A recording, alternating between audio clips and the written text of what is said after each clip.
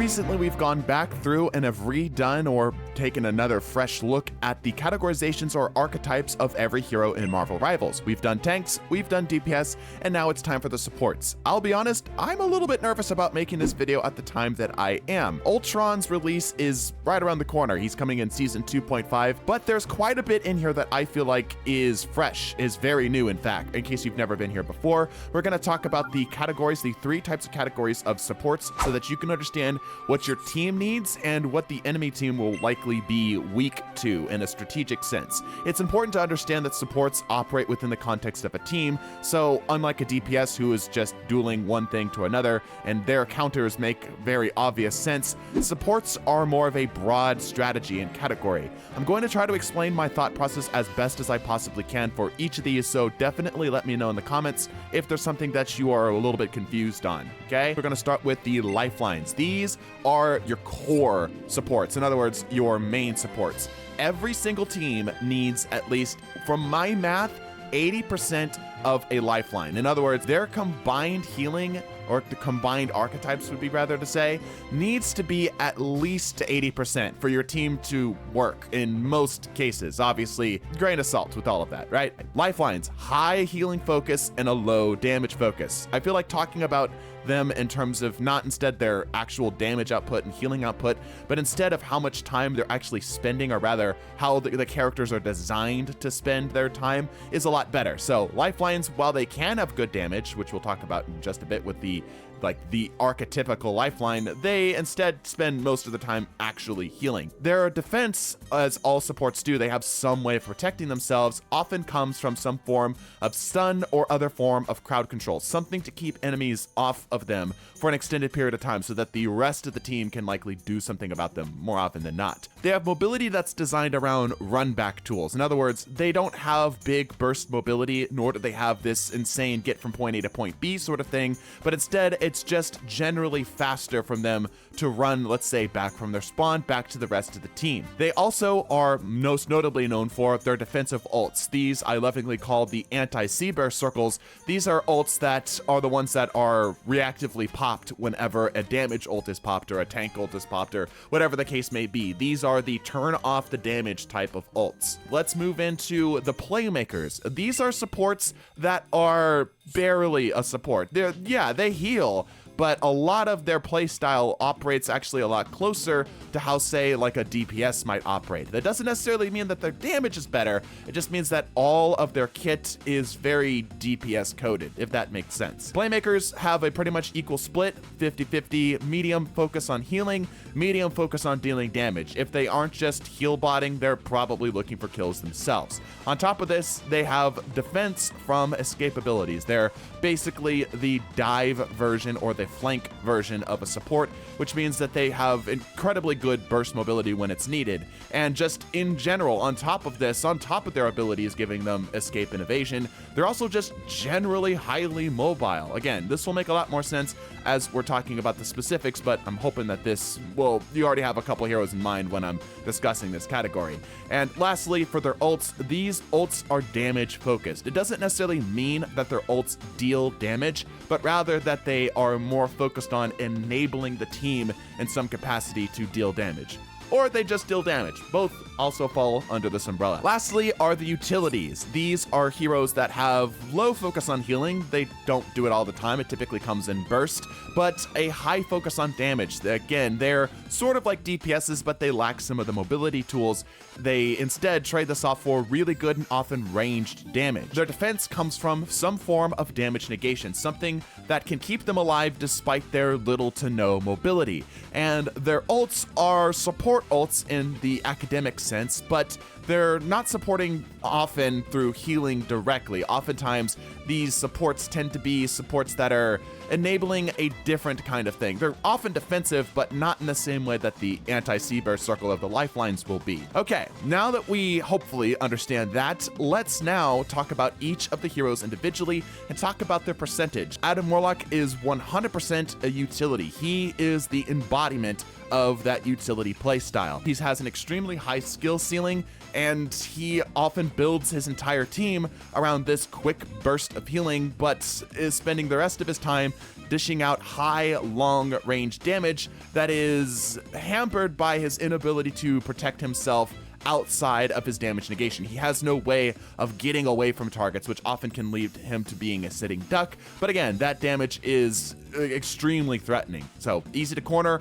but also great at swinging team fights. Suddenly, he's 100% your utility. He also has what we are now branching into is the offensive scale. In other words, how often the team wants you to be, or how often you are trying to be on the offense rather than being on the defense. In other words, what you prefer to be.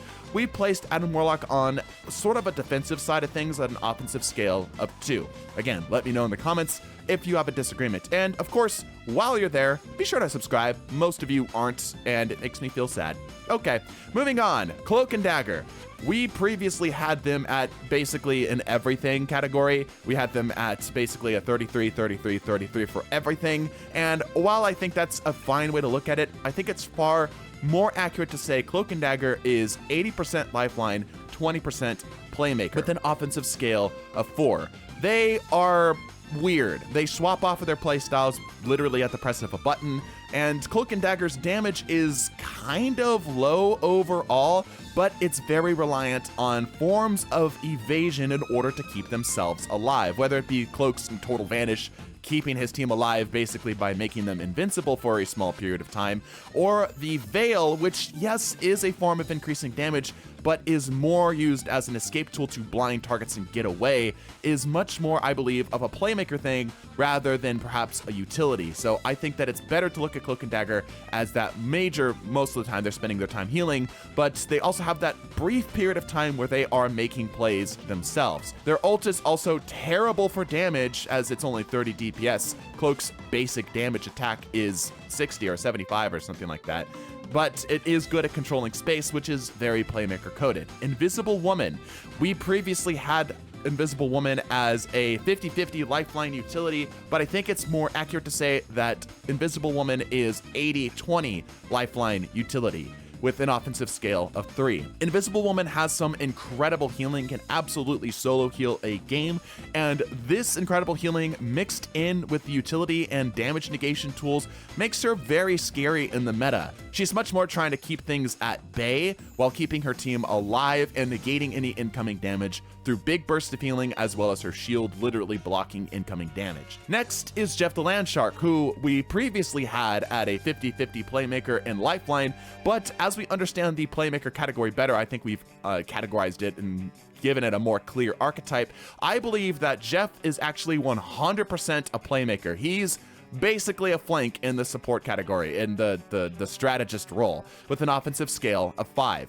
As time has gone on, it's clear Jeff splits his attention pretty evenly between assaulting and sustaining, pretty much right down the middle. His ult is best used as a damage ult rather than any form of protection ult, although it can be used for that. And his mobility is one of the highest in the game, making it his greatest strength, which is 100% indicative of him being a playmaker. Moving on, Loki, another character that we've gone back and forth between, and I don't think that's necessarily to our fault. Loki's really weird. We previously had him at 80-20 playmaker utility, and instead we're gonna set him 50-50 playmaker utility. He is much more evenly split between the two, and it's better to understand his kit as we begin to understand his kit better. It places him more in this sort of sword and shield playstyle. It's defense when it's called for and damage when it's needed, and it absolutely sets him up to be a very well-rounded hero. I think that's why a lot of teams end up picking him up, because he can kind of do whatever you need him to. Both the utility and the playmakers tend to get burst healing with a bit of mobility, as well as having some options for damage, which makes Loki pretty darn good at also playing a form of offense, a form of DPS, although I think he's missing regular access to mobility like some of the other honorary DPSs have. Next is Luna Snow, who Luna Snow is 100% your archetypical lifeline. She likes to stay in the back with an offensive scale of 1, but don't be mistaken, her damage is very good, but it's just hard for her to get use out of it without going down immediately. She has to basically abandon everything else she wants to do as a support if she wants to actively deal damage. She is possibly one of the most defensive characters in the game, with her ult not only making her unstunnable, but practically immortal with incredible amounts of healing in that mobile damage boosting anti-Sea Bear circle that we talked about. All right, next is my favorite support, Mantis, who we previously had as a 80-20 utility lifeline. I believe it's better to look at her as a 50-50 utility lifeline. While Mantis's overall healing isn't great, she borrows a lot of the other things that make lifelines what they are, including the stun, of course the anti-Sea Bear circle, as well as just generally being able to heal at a constant rate. While her healing is low, like I said, it is consistent, but the big thing about her is her insanely good ranged damage with a bit of run back mobility stuck in, which to me screams a perfect blend between that utility and lifeline play style. It's almost exactly down the center, I think. And last, but certainly not least, is Rocket, who we previously had as a 100% playmaker. Instead, I believe he is not, well, at least not recently 100% playmaker. Rather, it's better to look at Rocket as an 80-20 playmaker in Lifeline. It's very interesting that NetEase has decided to clearly push him into the Lifeline category, as his ult now actually will keep things alive on top of everything else that it's trying to do, but he still has really good mobility and decent damage to boot. Oftentimes, Rockets will spend their time basically heal botting, but that doesn't mean that he can't whip something out in order to deal damage if he needs be. But again, I think NetEase is kind of trying to push him into the Lifeline category, so we'll definitely see how this goes. Okay, and now comes to what I think is probably the most important part of this video, understanding your counters and what it is you counter yourself. Understand that with the supports, it's a little bit different than it was with the DPS and the tanks. When we look at the context of DPS and tanks, we typically think about that in terms of, well, combat. Well, with the supports, it's not like that. This is more of a chess game, and certain strategies are going to be better against other certain strategies, but still, even on the micro scale and the individual moment-to-moment engagements, you're still going to have some things that you're generally better against. Let's start with the lifelines. The lifelines in general are pretty good against dive tanks. Dive tanks, of course, generally want to find the backline, but when they find a Luna Snow or a Mantis who quickly puts them to sleep and then dumps an unholy amount of damage into them, it makes them very sad, mostly because they also really don't have a lot of ways to stop it.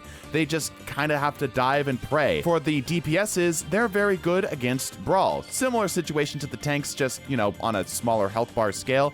When the Brawl DPSs do get within close range of one of these lifeline supports, the lifelines have plenty of ways of shutting them down. Their individual defensive capabilities with their stuns or their crowd control, as well as their ability to get from point A to point B quickly, makes them great against these two specific types. But for the supports, this is where it gets weird, because again, this is a chess game, and for the lifeline specifically, they do quite good against playmakers. The idea here is that while playmakers generally want to do things like aggression and such when it's called for, they don't have that option against the lifelines for the exact same reason as dive tanks and Brawl DPSs not working against lifelines. The difference here as well is that playmakers' healing isn't quite as good as the lifelines healing, which means that lifelines over a longer period of time will generally have more success against a team that's composed of mostly playmakers versus yourself, who's composed of mostly lifelines, for example. Moving on, the next set of counters are for the playmakers. Playmakers are quite good against anchor style tanks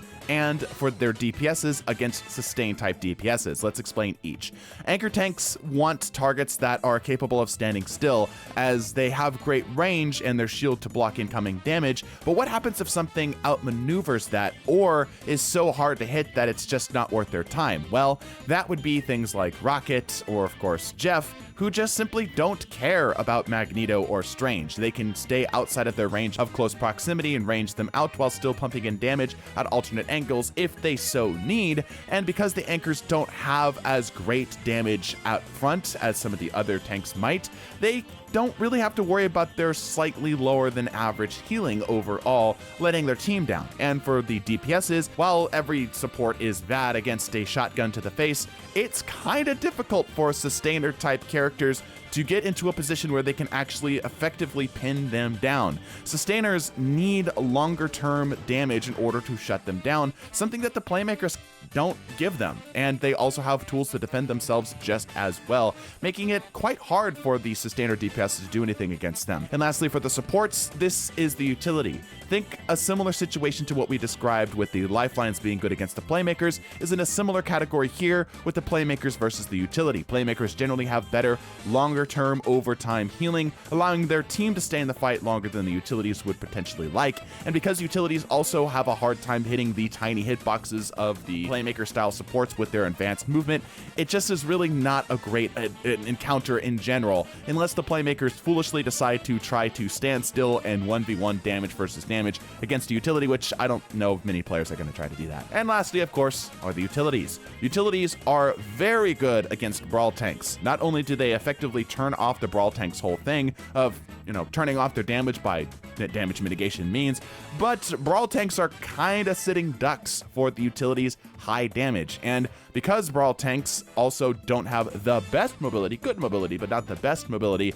the utility supports can just stay at range and chunk in that heavy DPS-ish damage onto these brawl tanks that kind of just have to take it. It's not an ideal situation for them because they don't have the range to shut them down. For the DPS, these are your pokes. The DPS pokes just don't have as good of options against the utilities. While, yes, the pokes will have a better time of hitting heads against a slower moving target if they whiff at all, which I don't think many players are going to be perfectly landing fully charged headshots or damage boosted headshots on utility supports every single time.